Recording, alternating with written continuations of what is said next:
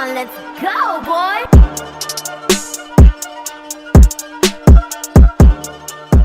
Welcome, ladies and gentlemen, to me and DJ Sue over here talking about Michelle Yeoh in the Multiverse of Madness. No, I'm just kidding.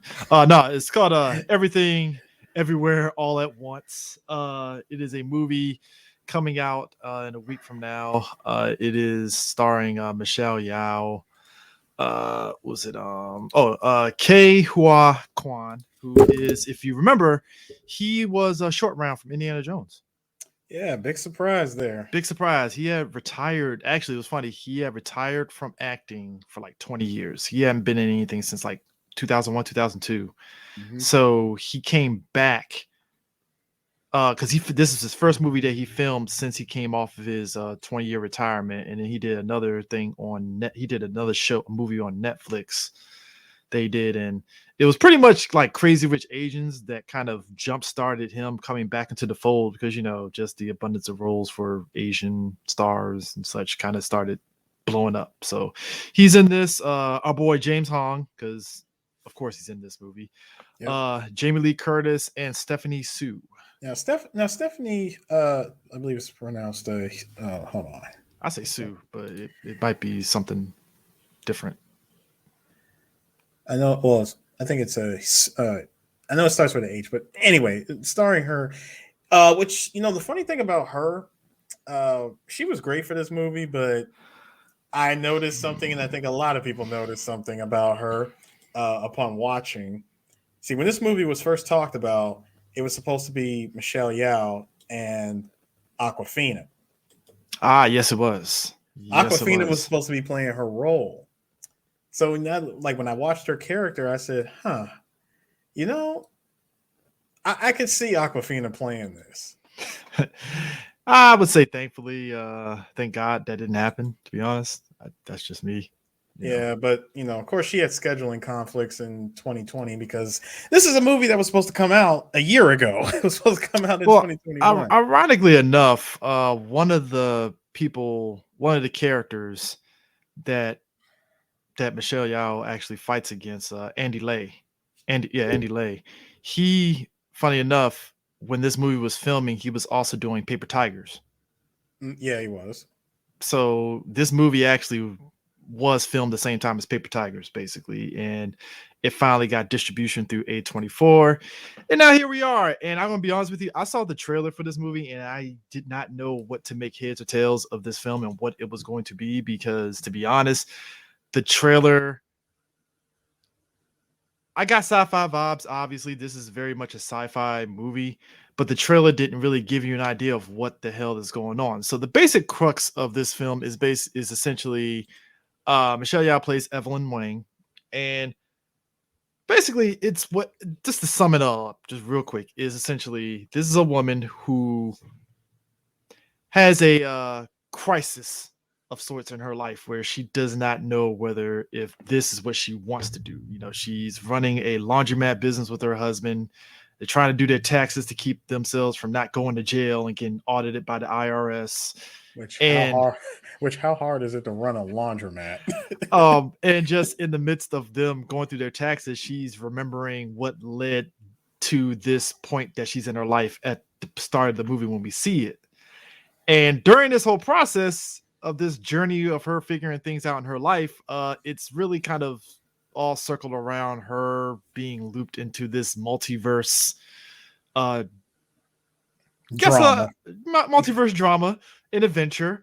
And that kind of sets the tone for the whole movie, essentially. I'm sorry, go ahead. No, go ahead. No, I was gonna say, for me, I didn't see the trailer at all. Okay. I didn't.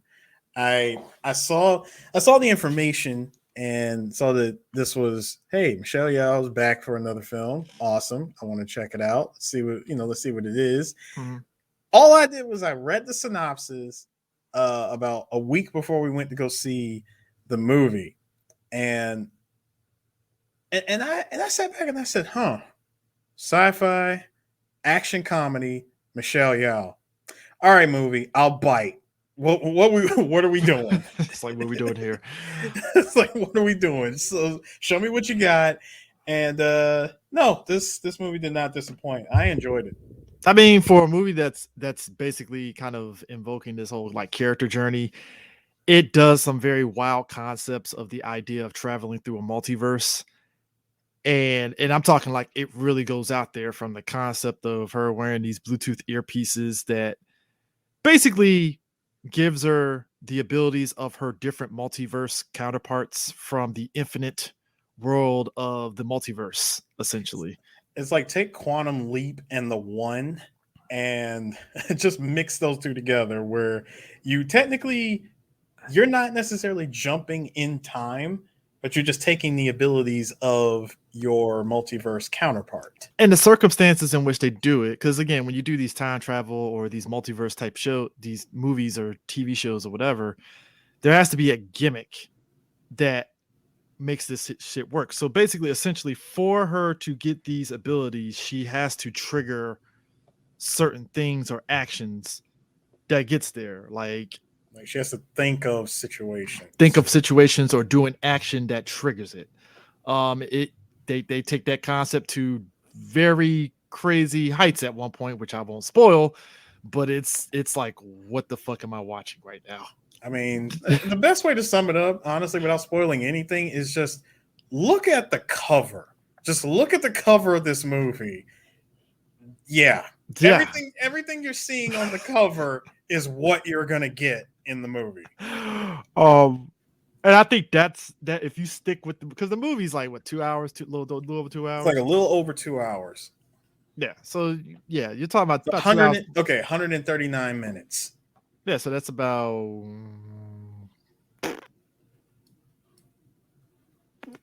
2 hours and 10 minutes. Yeah, 2 hours 10 minutes. 2 hours 10 minutes or so. Actually, 2:20.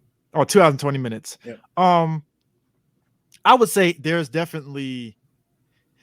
I'm not gonna say it outlives its usefulness, but I would say when it gets near the end, it does kind of sort of drag in a way that I can see somebody like, all right, you could probably cut certain little small things here and there, but still kind of keep the overall thing intact, essentially.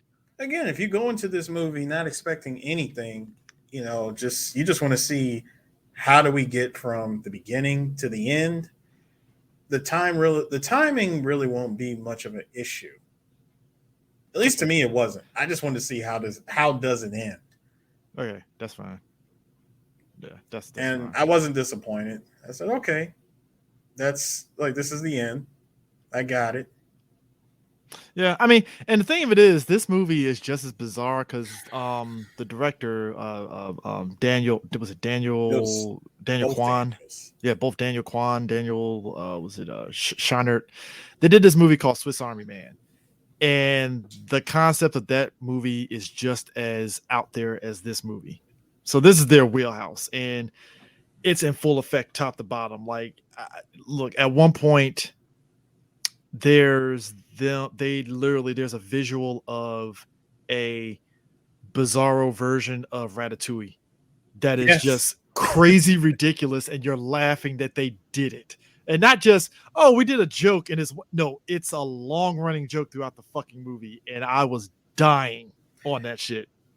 Oh, I will. And the other thing I would also say is, if you go to see this movie, if you're in the theater, you get something from the snack bar, I would advise not getting the hot dogs. I mean, and that's the thing too, because all these because I guess in particular for Evelyn, the concept of the multiverse kind of posits these different things that could have happened in her life, and that's what ties into this character accessing her different abilities from multiverse counterparts, because it's based off of, well, what if she went right instead of left? What if she did this instead of that? That would have resulted in her having these different abilities, like being a chef or being a movie star, which is pretty much just her being Michelle Yeoh, essentially, anyways, or her being like Bruce Lee martial artist extraordinaire.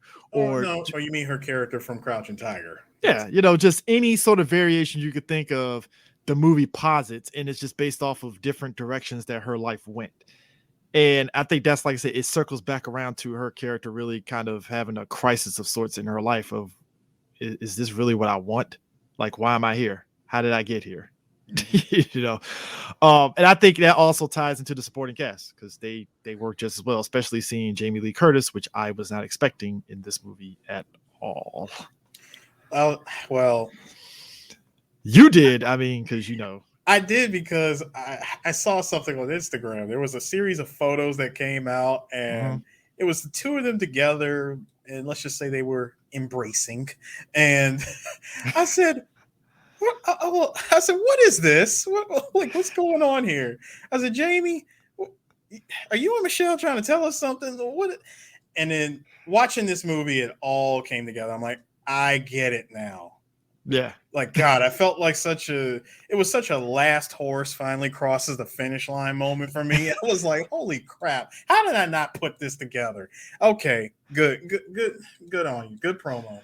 And I mean I think that's what threw me off because they, like I say, if you know what Jamie Lee Curtis, what she looks like, they went hard on the makeup and just everything with her. Because I'm like, Jamie, I know she's old. Don't get it twisted. We watch Halloween Kills and those movies, but I'm like, she ain't that crazy, like old. She was almost unrecognizable in this movie.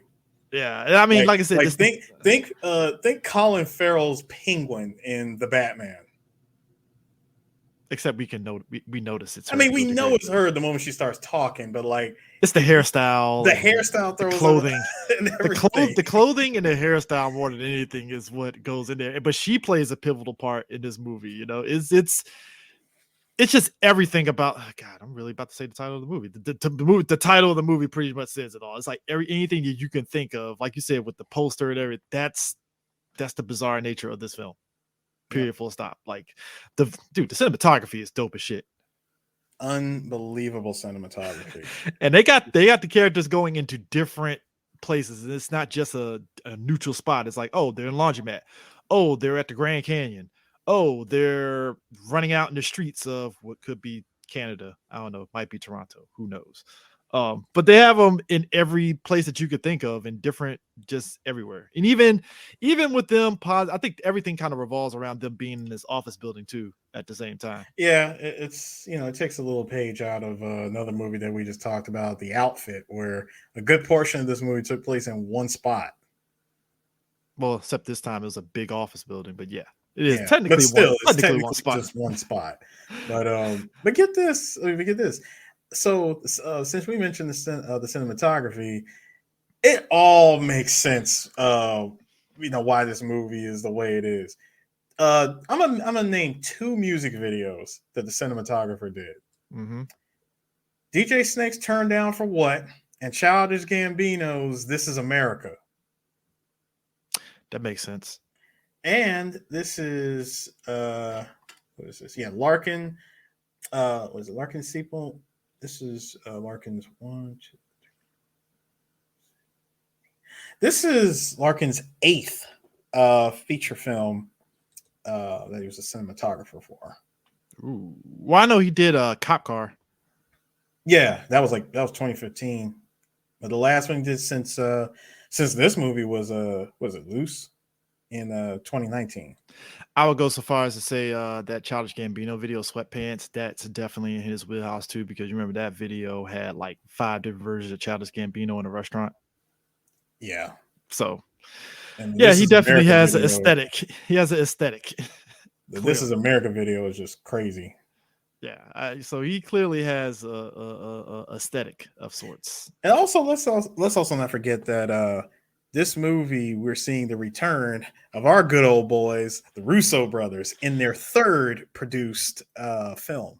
Yeah, they've been on quite a roll. I did not know that they were actually producing this movie, because I remember after they did the Avengers, the Avengers movie and Marvel movies, everybody's like, well, what are they going to do next? And they produced 21 Bridges, Assassination Nation, and they produced this movie, and then they did directing for they wrote Extraction, and they're doing the only second one of Extraction them. movie. Yeah, one of them. Just Joe Russo wrote both Extraction films. This was actually the 3rd movie that they produced since 21 Bridges, but they've had 2 movies since Avengers Endgame that they directed, and that was Cherry and the Gray Man. Yeah. Well, The Gray Man, I'm hearing good things about because that comes out like later this year, and there was like a teaser trailer for that, so I'm curious on that. Cherry, it's weird because I watched that movie. It was alright. Like it Mhm. wasn't nothing that blew my mind, but it definitely, yeah, it's a crazy movie. But yeah, this movie is just as insane. Like just like visually and everything. And the thing of it is, you would think watching it wouldn't work, but it just works. Oh yeah. I mean, this was probably one of the most visually stunning movies I've seen. It's like you do Uh, shrooms and watch this movie, you're gonna be losing your damn mind. Man, you don't need to do any type of substance. Just watching it alone is I insane. mean, yeah, you ain't lying on that. I mean, I mean, shit. Yeah, it's funny because you gave me the told me that we were watching this movie, and I totally forgot this movie was dropping. Like I said, when I saw the trailer, it was at South by Southwest, and I didn't think much of it, Mhm. but I didn't know it was coming out this soon. Oh So yeah. I mean, like I said, this movie was supposed to come out either 2 years ago or a year ago, but they held it back because of COVID. really? Like, yeah, if I'm not mistaken, this movie was no, because remember, well, I sat and watched the end of the credits, Yeah. and it said 2021. This movie was supposed to come out last year. I mean, I'll say this. This is a movie that is definitely going to hit you in the wide range of emotions, top to bottom. Yeah. I mean, because like I said, you can empathize with Evelyn despite all the crazy shit that she's dealing with. You can empathize with her because of at the core of what the story is going for and dealing with her and her family. And particularly the crux of it is between Evelyn and her daughter Joy. Hmm. And Joy introducing the family to her girlfriend, and what that means for the family, and just not what it means for the family, but just all the family shit that you could think of. That's pretty much what the at the core of it is, and that's on top of whatever Evelyn's going through. So it's like all this shit, and then they're like, hey, throw some multiverse stuff in there because reasons. Yep. you And, know and yeah, and like I said, this movie, dude, they started filming this movie January 2020, oh yeah, so this is definitely pre-lockdown. like right before it, and and now here we are in 2022, and the film has finally started getting pushed through some film festivals because they were going to reveal it at the Asian Pacific Film Festival. Like it was supposed to be revealed at APA back in 2021, but because we were still dealing with COVID, uh, and we haven't had an APA for 2 years, Yeah. now they're bringing it out. Like they first did it at South by Southwest, but then they're bringing it to this year's APA. Yeah. So, um, but yeah, it's. I know we were like all over the place, but that's this movie in a nutshell, anyway. Because this movie, I can say the movie's all over the place, but it's definitely. I'm gonna say this. I think if you go into this film, there you might have moments where you're gonna feel very overwhelmed because the movie they explain they explain the multiverse things, but it's just simple and to the point Yeah, to where you get it. like And it doesn't feel overwhelming to your senses. Like, what the hell is going on? How do you do this? How do you like do that? you're not gonna get hit with MCU levels of multiverse explanations. It's just boom, like less than 3 sentences, done. Yeah. So, um, Also, speaking of all over the place, dude, mm, I looked up this movie soundtrack. 49 songs for this that is movie a soundtrack. that's a lot. Yeah, you think That is a lot. it's a ton of songs for this movie soundtrack. I would really love to see the vinyl on this one. I mean, Like I would get it just cause, just yeah, out of curiosity, I would get it. I would too. I mean, you know, um, yeah, that vinyl soundtrack, that's gonna be like what, 3 vinyls, if that. Not even three, because depending on how long the songs are, you might just get 3 tracks on one side of a vinyl. I mean, that's gonna be a lot. Yeah, it's a lot. I mean, But this movie offers a lot. It offers a whole lot. that's the summation of this whole movie. It's like it's a lot, but like I said, it's the actors that carry this Yes. movie. The actors carried the movie. The actors are very funny in this movie too.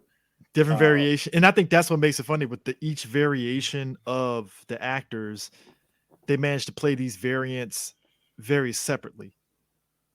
Because even down to what's his face playing her husband, he does a good job of doing a huge 180 from how her husband acts normally to this other universe version of him, other version of him, and it's like a huge 180, and that plays a part in her journey too, because she's like, do I really love this person, this version of my husband? Do I love the other version of it? And yeah, it's a crazy amount of stuff. Yep. I highly recommend it. Check it out. Definitely go watch it. Go check it out. Go see it. On top of seeing Sonic, because but yeah, at any rate, definitely go check it out. You'll definitely enjoy everything of it. It is a crazy look. We have this movie. I'm like this. Doctor Strange and the Multiverse of Madness. I hope it's just as fucking ridiculous as this movie is. It has to be. It has to be. Yeah, you have to be. And this is a movie with like a quarter of the budget of that. Yeah, this was a $25 million budget. Critics, I think, was it Rotten Tomatoes gave this thing like 95%, something like that. I mean, real quick. Usually, when you have movies of this low budget and they do science fiction stuff, it can be jank as hell. It can. And I think within the confines of the budget of this film, they were able to still convey the science fiction aspect of the multiverse and keep it within the spectrum of the budget, because you really don't have to do much to convey it in a way. You can do little visual charts and stuff, because the movie does a good job of showing charts of the multiverse, and that's not hard to do. So but yeah, go check it out, go see it, and we'll catch you guys next time. Peace.